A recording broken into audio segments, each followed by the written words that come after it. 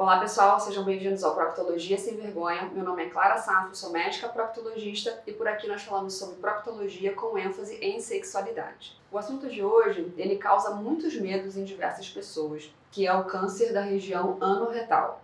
Quais os sintomas desse câncer? Quais são as pessoas que estão mais suscetíveis a desenvolver o câncer nessa região? Hoje nós vamos falar sobre isso e muito mais.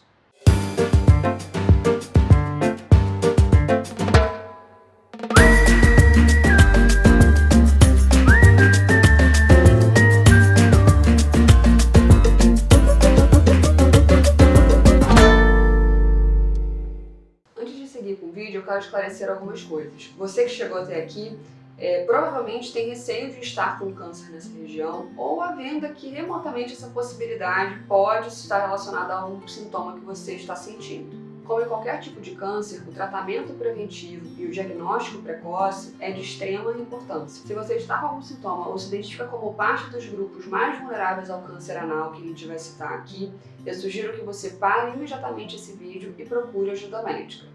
Essa ajuda médica consiste em agendar a consulta com o proctologista pelo plano de saúde, de forma particular, e se esse não é o seu caso, até mesmo pelo SUS.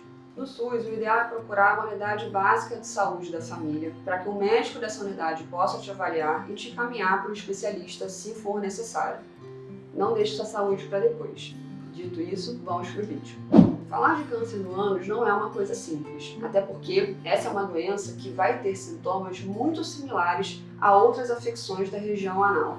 Por isso que falar desse assunto é tão delicado, e eu quero fazer isso de forma honesta aqui com você, sem sensacionalismos, te estimulando a procurar saúde e te informando com informações baseadas em evidências. Inclusive, todas as referências bibliográficas que vão ser faladas aqui vão estar na descrição desse vídeo. Falar sobre a prevalência do câncer anal é de extrema importância para entender essa doença. Isso porque ele é considerado um câncer raro, com uma incidência de 1 a 2 casos a cada 100 mil pessoas. Falando dessa maneira, a gente pode chegar à conclusão de que vai ser muito improvável receber um diagnóstico desse ao longo da vida. Tanto que, segundo a Sociedade Americana de Câncer, a chance de receber um diagnóstico como esse é de 0,2%.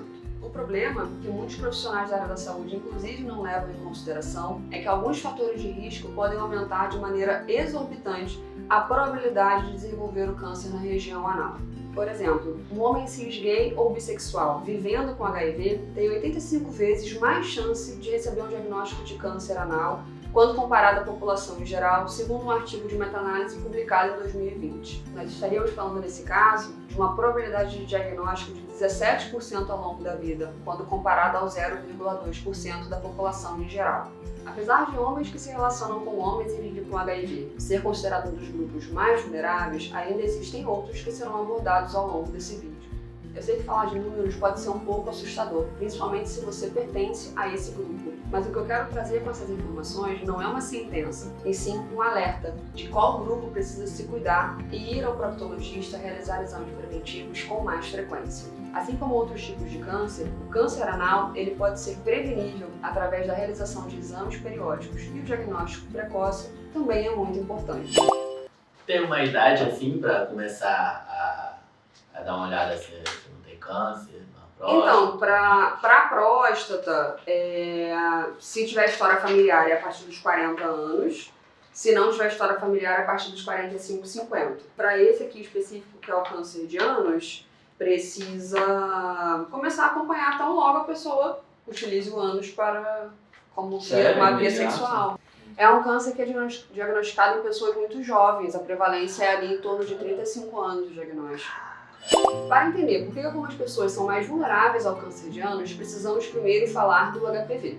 O HPV é uma IST extremamente comum e estima-se que aproximadamente 90% dos cânceres de ânus sejam causados por esse vírus. Praticamente todas as pessoas com uma vida sexualmente ativa irão entrar em contato com o HPV em algum momento. Esse vírus é transmitido a partir do contato direto com as áreas infectadas, não sendo necessário que haja uma penetração. Ou seja, qualquer contato sexual ou íntimo é capaz de transmitir o HPV. A maioria das pessoas irão conseguir eliminar o HPV do corpo sem que ele cause nenhum sintoma. Quando o HPV não é eliminado pelo nosso organismo, há a possibilidade de desenvolver 2 sintomas distintos. Os sintomas chamados clínicos, que são as verrugas ou condilomas, E os sintomas chamados subclínicos, que são alterações celulares microscópicas que podem ser pré-cancerígenas. Se o HPV está relacionado à maioria esmagadora dos cânceres da região anal, pessoas que têm o maior risco de ter HPV na região anogenital estarão também mais predispostas a desenvolverem o câncer. Além disso, algumas condições, como a imunossupressão, por exemplo, podem predispor ao desenvolvimento dessas lesões pelo HPV, e pessoas que tenham essas condições merecem atenção redobrada.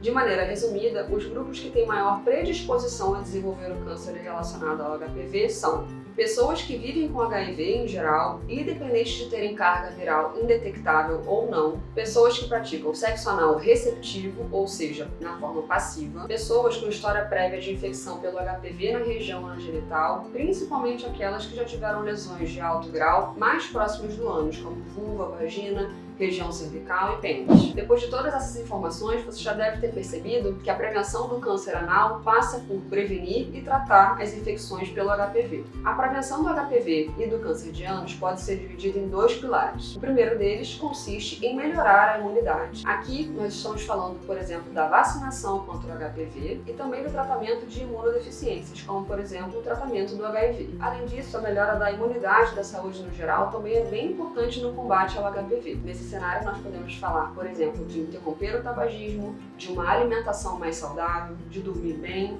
e de praticar exercícios físicos. Quando falamos do controle do HPV em si, alguns exames são de extrema importância para serem realizados em quem tem relação anal receptiva. Isso porque as lesões microscópicas que nós comentamos anteriormente e que são predisponentes ao câncer, elas acontecem no interior do canal anal. Por isso, exames proctológicos recorrentes de anoscopia e também de citologia anal são de extrema importância nessa prevenção, porque com isso conseguiremos rastrear essas lesões de maneira precoce. E o diagnóstico precoce permite também um tratamento precoce, tanto de lesões pré-cancerígenas quanto de diagnósticos precoces de câncer de fato.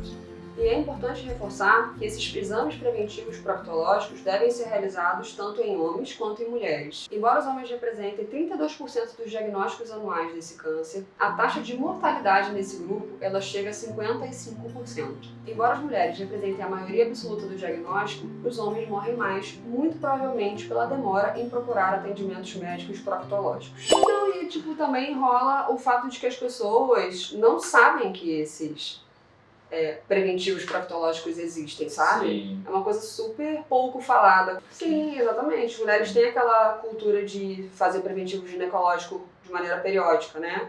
Mas os homens não têm essa cultura. E muitas pessoas até não sabem mesmo, né? Que existe preventivo anal, por exemplo.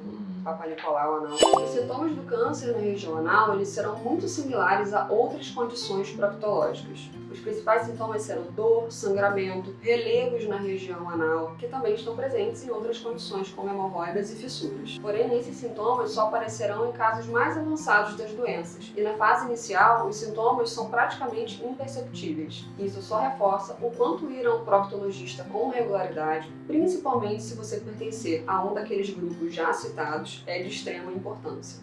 O tratamento mais adequado vai depender do momento em que houver o diagnóstico. Diagnosticando nas fases de pré-cancerígenas, a gente consegue tratar as lesões antes mesmo que elas virem câncer. Uma vez diagnosticado já na fase de câncer, o tratamento irá depender de qual estágio esse tumor se encontra. O tratamento do câncer da região anal possui um bom prognóstico na maioria dos casos, porém, de qualquer forma, prevenir é muito melhor do que remediar.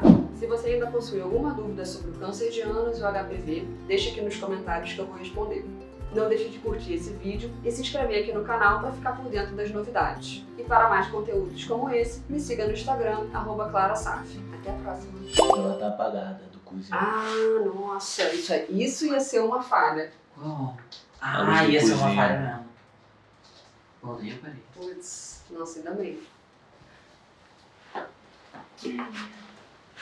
Do cozinho. Aí, quando você falar,